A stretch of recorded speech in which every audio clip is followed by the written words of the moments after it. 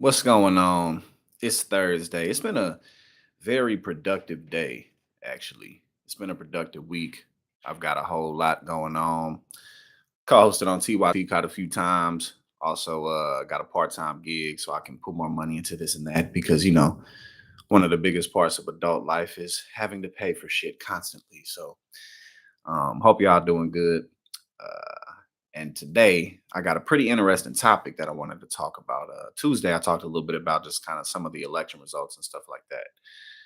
But today I wanted to do an interesting rundown on coffee, which the global coffee market value is $107 billion in 2021, and it is expected to reach $167.51 billion in 2027. So as we know, coffee is one of the most commonly used products that we're all familiar with. So I'm gonna run through some of those statistics, and just the reason I wanted to talk about this today is, living in modern times, and we can all just go to the grocery store when we live in cities where highways connect us to other parts of the country. Highways connect goods from getting around the country through trade. Social media gives us instant communication, stuff like that. It's easy to overlook pretty much everything, especially what we consume. Things like salt, which at one point were worth as much as gold, if not more, because you couldn't just go to the store and buy it and put it on whatever and put it in your food. But salt is one of the most important things that our body needs. You know what I'm saying? You can feel that if you ever go for a run, if you ever do something real active and you're real sweaty or something like that. You want some potato chips. You want something with some salt in it to replenish that, whether that be sugars, meats, proteins, anything like that. But more specifically than just talking about how coffee came to be where it is now, we're gonna talk about how caffeine kind of helped to change society and the way that it stimulated people's thinking. So let's get to it.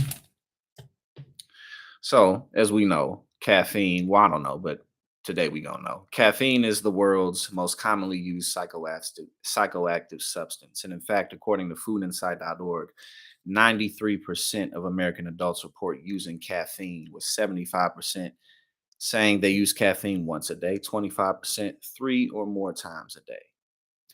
Caffeine is a naturally occurring substance found in many plants, part of a group of compounds called methylxanthines, all of which are central nervous system stimulants. So, the central nervous system is the brain and the spinal cord. Basically, it's where everything is centered. So, it stimulates that. Caffeine, when it comes to like smaller animals, what nature uses it for is actually toxic. So caffeine helps to protect plants from certain types of animals that would eat them, smaller animals that would eat them. But it also does things like studies have shown that caffeine helps to improve the memories of bees, to help them like find plants and locate different types of pollinating flowers and stuff like that. So it helps protect them and it helps them to reproduce. Now, in larger creatures such as ourselves, caffeine is not toxic. I mean, you'd have to take a lot of it for it to be toxic. But in us, the way it works is it's known as a potent antagonist of adenosine. And what adenosine is, it's one of the many chemicals basically that moderates sleep. So throughout the day, as we go about the day doing physical activity, as our circadian rhythm is going, adenosine and other chemicals are released that attach to our receptors that basically make us tired, that allow us to go to sleep, that make us drowsy. So what caffeine does is it blocks adenosine from being able to attach to those receptors. So it keeps us from getting more tired. It also is a stimulant, so it increases heart rate, blood pressure, stuff like that. And the natural way that we get rid of adenosine is when we sleep. That's why when you wake up in the morning, especially if you're tired, you drink coffee, keeps you from getting more tired. So, the benefits why people do it is it improves concept formation, attention, it boosts mood, memory, reasoning, orientation, spatial reasoning, and improves reaction time, visual reaction time. Now, obviously, those benefits are more so for people who are tired, which again is what I'm talking about today, how caffeine is something that really helps to push and stimulate capitalism itself and just the way that the modern economy works and how it helped to change society. So just like anything else, and this is what drives some of that $107 billion in 2021 for the market. Just like any other drug, the more that you use it, the more that you need. So I'm sure we all know a lot of people who drink multiple cups of coffee a day. So it's a very, again, I'm going into some of these numbers before I go into, just some of how it helped to change society. But just like I said, the more caffeine you use, the more you need. It increases blood pressure and heart rate. It can cause jitters and anxiety, and it's been shown to basically mess up your sleeping patterns. Not necessarily giving you less sleep, but reducing the effectiveness of your sleep. So now let's get a little bit more into its impact on society, specifically how it helped to stimulate the golden age of Islam, the Industrial Revolution, age of reasoning in Europe, and why that's the case, how it spread, and what have you. So it's caffeine's impact on society. Like I said, it helped to fuel the Enlightenment, the Age of Reason, Industrial Revolution, the Golden Age of Islam. All of these societal developments required thinking in much more focused and linear terms. Linear thinking is the systematic and analytical thought process that follows a known step by step progression similar to a straight line. I'll get into why that's very important in a sec. Specifically talking about people in Middle Eastern Europe. I mean, not Middle Eastern Europe, medieval Europe, in the Middle Ages in Europe. Um, people drank water, but not necessarily very often. If people had access to clean water, they would drink it. But especially you're talking about peasants and just a lot of people back then, they didn't drink clean water often. So instead, they drank ale and hard cider because the fermentation process would basically kill the bacteria to make that more safe for them to drink.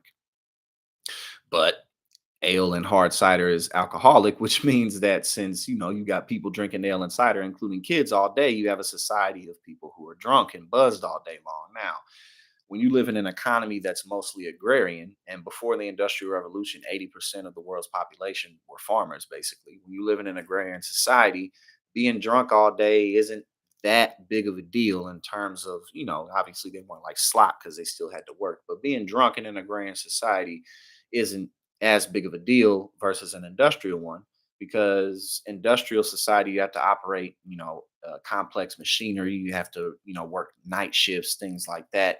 You have to think, again, more linear than just like getting something done in the field working. And again, like beer is high in calories. So people would drink beer while they worked in the fields because it would help give them the calories they needed so that they could have the energy they needed to do the work. So, like I said, and the water was not very good to drink, especially in medieval Europe around those times because of poor hygienic, environmental, scientific, and medicinal practices. So, this also led though to, if people are drinking ale and hard cider all day in medieval Europe, a society of people who were more low energy, non-rational, non-linear in their thinking. Now, obviously, these types of things coincided with the bigger issues that were going on at the time. The general, in a feudal system, you know what I'm saying? The general mistreatment of people, the corruption, and the very, very rigid class structure that didn't allow people to advance or change anything, on top of people being drunk all day. So, as coffee, tea, and chocolate became more widespread in use, all of those things have caffeine in them. It became more widespread use in the 1600s, the mid 1600s. And I'm going to get into coffee's journey. um, the great rise of coffee houses for specific gathering purposes, music and poetry, stocks and bonds and finance, scientific gathering, and of course, political gatherings. So again, it's not just the coffee, the caffeine in the coffee itself, but it's how it brought people together and what people did when they came together, and how these things go hand in hand. And again, for industry and factories, that requires detailed, precise, and complicated usage of machinery, accounting and bookkeeping, factory and staff management, which you can't do with a society of people who are drinking ale and hard cider all day. But as society started to transition over to coffee, again, their thinking became a bit more linear as, other types of factors push for people to revolutionize the economy, society, politics, all of those things, which is much better done on caffeine, which is why to this day, the world runs on caffeine because it stimulates people.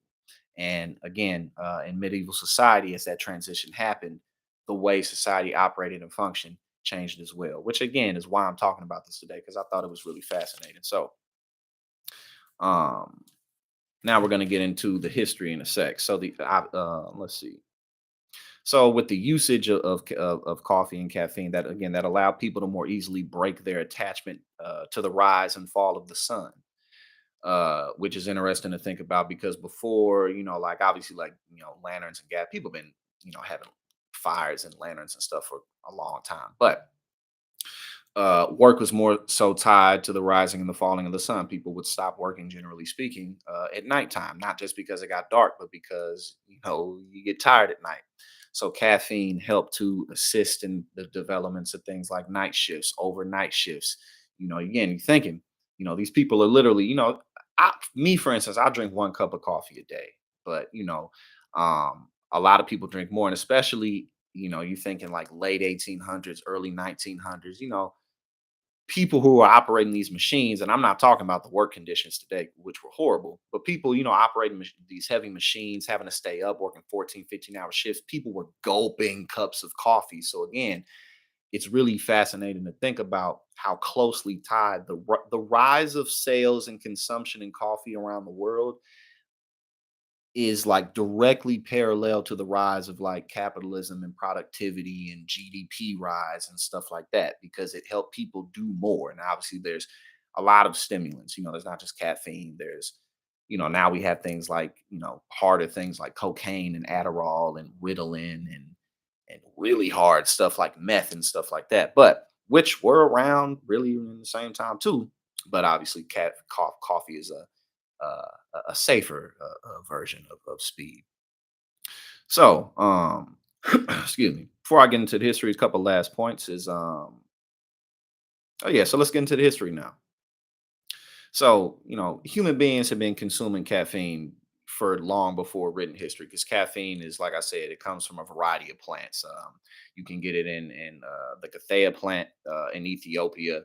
Is where the coffee bean originates. But people in that area, they've been consuming caffeine coffee beans for thousands of years since before recorded history. The aroma warriors of Ethiopia, they used to make like kind of like a trail mix type of thing where they would like crush up the coffee berries and mix it with a variety of other things and bring it with them, like as they went on hunts and gatherings and just travel and stuff like that.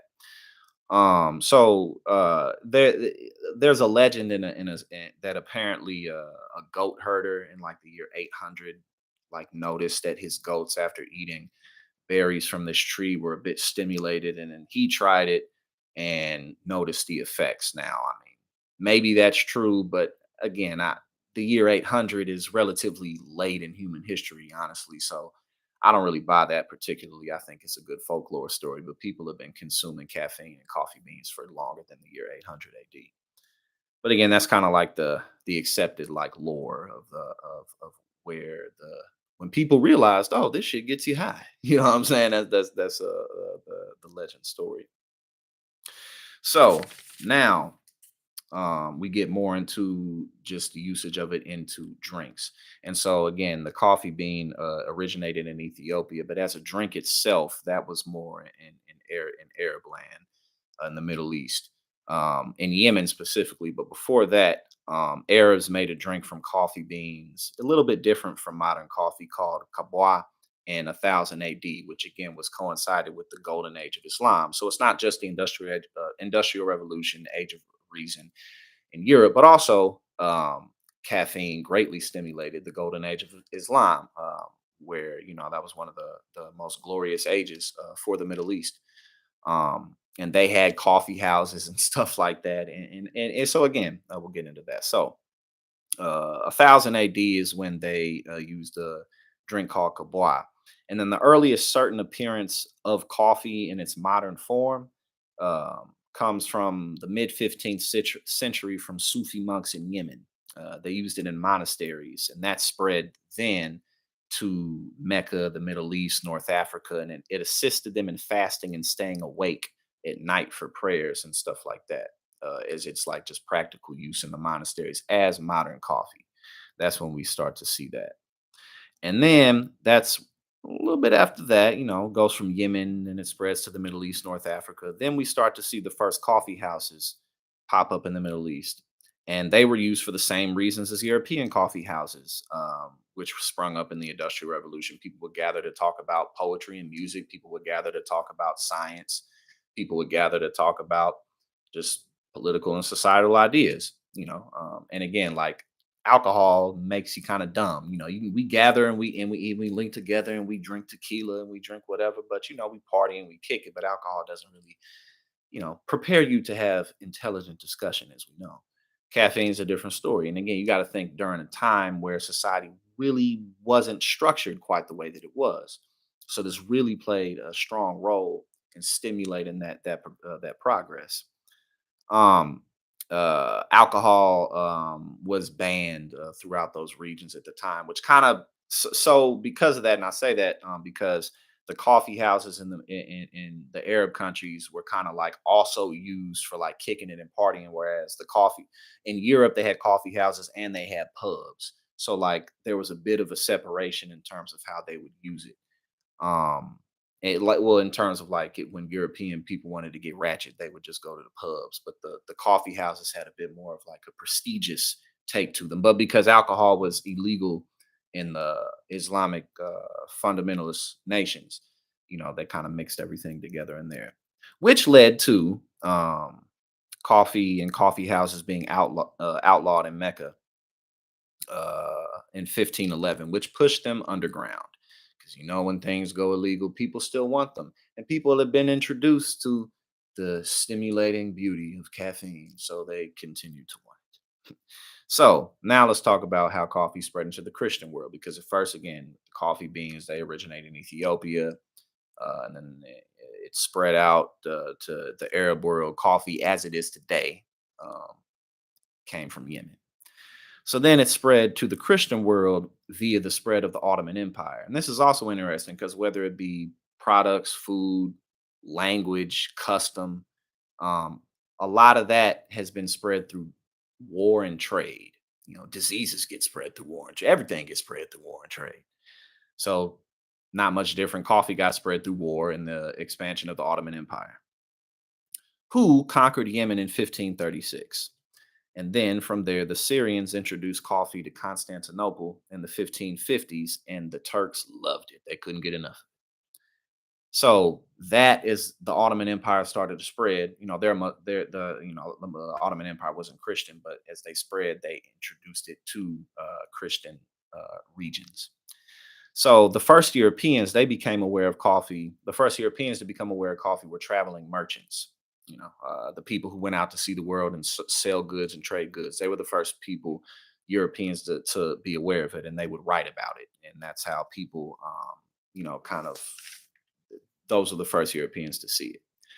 Now, in 1565, the Ottomans attempted to conquer the island of Malta, which is like right off the coast of Italy. They attempted to conquer the island of Malta, but they were defeated by the Knights of St. John, who took the Ottoman soldiers as slaves. And then they introduced coffee to the Maltese. So coffee kind of made its way into Europe through the boot of Italy, through the island of Malta. Decades later, the Venetians acquired the drink through trade. So again, war then trade. And they became the first people to fully introduce coffee to the European continent itself. And the Dutch, and this will become important in a second, but the Dutch, they were the Europeans who kind of warmed up to coffee the most in terms of like the quickest enthusiasm for it, along with Italians and other people as well. But they specifically, because you got to think at this time, and mid 1500s, 1600s, the Dutch East India Company was doing its thing all over the world. So that played a lot in how coffee spread. Also, was through the Dutch East India Company, as well as just colonialism and things like that, which I'll get to in a moment. So the Dutch, they actually located the plant that grew coffee beans in 1660 while they were in the city of Mocha. Uh, a traveling merchant found that. And at the time, they were, people in that area, they didn't want outsiders to get hold of the seeds. They didn't want them to be able to germinate the plant because they wanted to, maintain control of basically be a cartel for the coffee beans, but that didn't last. How could it have lasted? But they found it and they took the plant. And then but the problem is, because you got to think now. Now the Europeans, they love this some coffee, but you can't really grow coffee in places like the Netherlands or where it's really cold. Europe doesn't particularly have the best climate to grow things like that. You can grow like potatoes and stuff pretty much anywhere. You can grow a lot of stuff in like different areas in like Europe, but coffee in the Netherlands, nah, that don't mix. But like I told you, the Dutch East India Company. What they did is, they had warmer weather in their sunny colonies of Sri Lanka, which is the south of India. So they started growing coffee in Sri Lanka, the island of Java in Indonesia, and Suriname in South America. The Dutch East India Company superheaded coffee production in these areas in the late 1600s and early 1700s. And they also farmed and cultivated by Haitian slaves in France's colony of Saint Domingue. So again, like the Dutch, they kind of started pushing it, and the rest of the European powers, they started growing it in their colonies and stuff like that. And this was when it, really started to become more popular within society, but it hadn't yet really fully exploded. Because again, it wasn't that coffee, like, it's not because of coffee that like all of this societal revolution happened. It just played a vibrant role in it, in terms of what helped people push it forward in its spread. And the more coffee spread, the more society changed everywhere that it went. And drugs have that effect. I mean, look at the opium wars. That's a whole nother topic. But China was outlawing opium because much of their society in the opium dens was caving, because opium is a motherfucker. You know what I'm saying? That's a whole nother animal. But society changes. Look at how crack impacted, poor black communities. Look at how meth impacts different communities. So again, these things really do change society, and coffee changed it greatly. So the first European coffee houses opened in Venice, Italy in 1645. Now, this is when, again, stuff really starts to change up, because around this time and a little bit before was the age of reason and stuff like that. But I'll get to that in a minute. And the rest of Europe followed suit, with thousands of coffee shops popping up over the next several decades from 1645 and onward. European coffee houses weren't, I already went over that. So again, I mentioned how the European coffee houses, people would start to gather just to talk about intelligent things, to talk about ideas, because coffee don't do what alcohol do. Um, Speed don't do what alcohol do in general. Why are college students cramming on Adderall? Because makes you do stuff. Same with any type of speed, it makes you do stuff. um so then in 1675, now this is key, because the powers that be, especially in aristocratic societies in the feudal middle ages, the powerful started to take note that the plebeians were gathering. And in 1675, Charles II, he actually attempted to shut down coffee houses throughout England. His father, his father actually had been beheaded by dissenting commoners, so he kind of connected those dots. However, the public outcry was so great that he went on ahead and reversed the ban. So again, coffee. By that time, coffee had become like such a strong staple of society that there really was nothing anybody could do.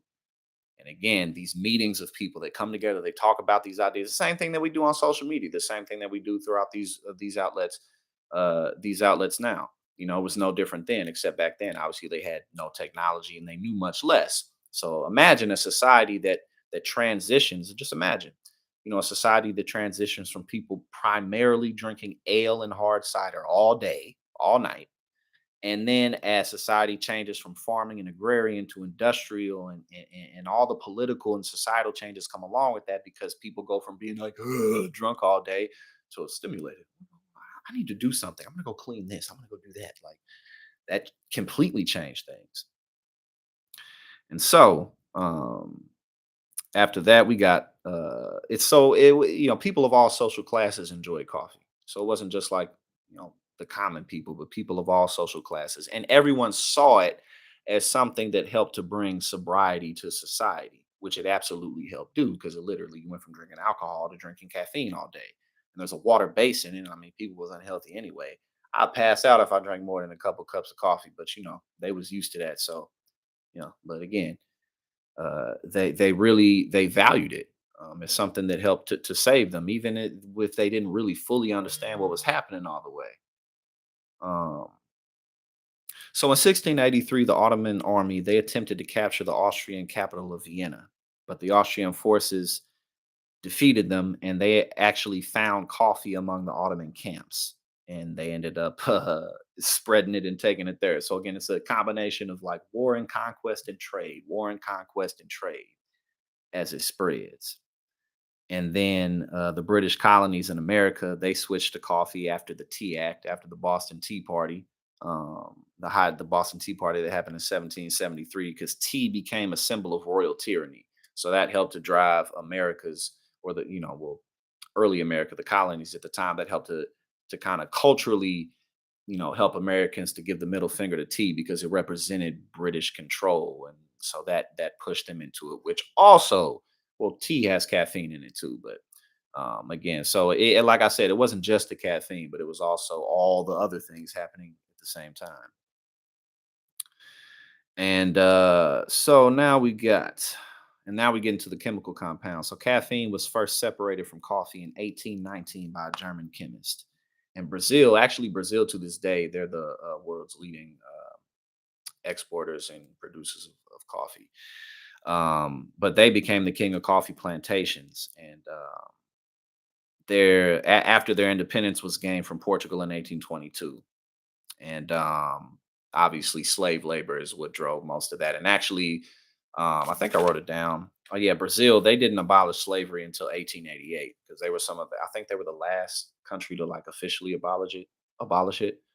And coffee profits were largely to blame for that, because Brazil has such a great environment to grow coffee. And then also, like I said, Brazil remains the world's largest coffee producer, but lots of coffee also comes from Vietnam, Colombia, Indonesia, and of course Ethiopia. Um, and again, around the time of like the age of enlightenment, which happened, 18th century, which then led to the Industrial Revolution. Around that time, people kind of in Europe, they started kind of thinking more from the heavenly to the natural. So everything's magic, and no, there's an answer for this. And again, the spread of the use of coffee really assisted in that. And their more linear thinking that just made a bit more sense. Um, the separation of powers, the idea coming from Montesquieu in 1748, period led down to the breakdown of absolutism, the age of reason, the age of enlightenment, and it paved the way to capitalism and the modern industrial revolution. In 1670, the newly independent Dutch Republic becomes the world's first explicitly capitalist nation. And again, so all of this coinciding with the spreading and the usage of coffee is really interesting. The more I looked into it, I was like, wow, because again, we go to our cabinets, we use salt, and we don't realize at one point this was worth more than gold, because if you don't have salt, you can't live. And so now we can just go to the grocery store. Now we just, coffee is a huge part of our lives, but it changed society. In 1776, Adam publishes The Wealth of Nations, pointing to the power of a well kept and organized workforce, which requires stimulation. You got all these factories, and again, you got it in the Industrial Revolution. That's when you start to see all this factory work. You know what I'm saying? You start to put these, and again, I'm not here. That's a whole nother discussion about the horrors of like the working conditions and stuff. But again, um, the transition from agrarian to industrial, you got people working these complicated machines. It could be a factory of 100 people. How you gonna stimulate them? You know what I'm saying? So that really played a huge role, because when it comes to the industrial revolution, practically everything about modern life was shaped from that. In terms of where we are now, before the industrial revolution, 80% of people were involved in farming, and today less than 1% of Americans list their occupations as farming. In fact, from the industrial revolution till now, about 200 years or so, society has changed more than it did in the previous 15,000. So rapid change came from that. And a lot of that was directly tied to the usage of caffeine. And also, too, a couple more things before I close out. Um, the coffee break, actually, the interesting. I learned that originated that came from a necktie manufacturing company in Denver. And then around the time of World War II, when there was a draft and people came, um, they lost a lot of their workers to the draft. They tried to replace the workers with older men. That didn't work out so well. They hired women because, as we know, like during that time, women really entered the workforce strongly, and that kind of drove to the idea that, hey, women can do more than just whatever a man tells them to do. But the coffee break actually came from the idea for that came from women in that factory in Denver. Their bosses, they asked them, how can we help y'all? What do you suggest? And they suggested coffee breaks. So, that became more of a thing, not just doing it, but the break itself. And like I said, the global coffee market in 2021 was valued at $107.93 billion. And by 2027, that number is expected to grow to 167 billion or $0.51 billion. So again, I thought that oh yeah, I appreciate you for watching tonight, Libby. I appreciate everybody for coming in because again, this is a new channel, and I'm TYT, they got a big infrastructure. I don't. So it's a day by day process. You know what I'm saying? So I appreciate y'all for showing love. But I thought this was really interesting. Because again, what we consume impacts what we are and what we do. And as society changes, there's many things that contribute to that. But I thought it was really fascinating that the spread of coffee um, really helped to change society. And human beings are, in a lot of ways, just like other animals, were designed to get high. And caffeine, you're high on caffeine. And so, again, when you had a society that was drunk on ale and cider, um, versus a society that was high on caffeine all day, that helped to drastically change the way that people thought. Um, so you said you learned a lot of those coffee facts from a Holocaust survivor. Oh yeah, I ain't even gone caffeine clutch. Oh yeah, but yeah, again, it's really interesting, and two, a lot of because well, he's gone now, but my grandfather, for instance, he was born in 1916. My parents are older, so it's interesting. Like a lot of change happens with people you can just talk to. You know what I mean? People that are still here, still going strong. They saw a whole lot of the change. I mean, look, Roe v. Wade was just reversed, but a lot of people we know were alive when it got put in place, and were alive before it got put in place. So it's interesting, definitely, what you can learn from everyday people. But I appreciate y'all for coming in tonight. I'm gonna break this content up a little bit. I might be on next Tuesday because my schedule is changing a little bit, but if not, I'll be on Thursday for sure. But tell your friends about the channel, youtube.com/@ politics and paper. And again, I had a good time talking about caffeine and capitalism. Y'all have a good night.